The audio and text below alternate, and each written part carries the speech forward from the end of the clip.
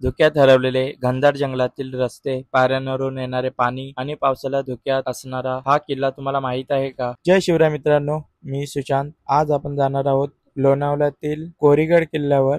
मुंबईवरून बाईक घेऊन मी आणि माझा मित्र निघालो लोणावळ्याच्या दिशेने. पनवेल खोपोली सोडून मी खंडाला घाटात येऊन पोहोचलो. खंडाला घाट हा पूर्ण धुक्याने भरला होता आणि तिथून खूप सुंदर असे नजारे आम्हाला बघायला मिळाले आणि तिथे असलेला फेमस ब्रिज तिथे आम्ही व्हिडिओ फोटो वगैरे काढले आणि निघालो कोरीगडच्या दिशेने. कोरीगडच्या पायथ्याशी जाणारे घनदाट जंगलातील हे रस्ते पूर्ण धुक्याने भरले होते आणि हे नजारे बघण्यासारखे होते. थोड्याच वेळात आम्ही कोरीगडच्या पायथ्याशी पोहोचलो. तिथे आपली बाईक पार्किंगला लावून किल्ला चढण्यास सुरुवात केली. 1 किलोमीटर चालल्यानंतर आपण किल्ल्याच्या पायरी मार्गाच्या इथे येतो. पायऱ्यांचा पहिला टप्पा पार करताच आपल्याला पुढे गणेश मंदिर आणि त्याच्याच बाजूला असणारी गुहा बघायला मिळते. गणेश मंदिरापासून 5-10 मिनिट चालल्यावर किल्ल्याचा महादरवाजा म्हणजेच गणेश दरवाजा आपल्याला बघायला मिळतो. किल्ल्यावरती आल्यास किल्ल्याची भक्कम अशी तटबंदी, तोफा, पाण्याचे टाके, बुरुज, गोराई देवीचे मंदिर, महादेवाचे मंदिर आणि त्यामागे असलेली 2 तलावे आपल्याला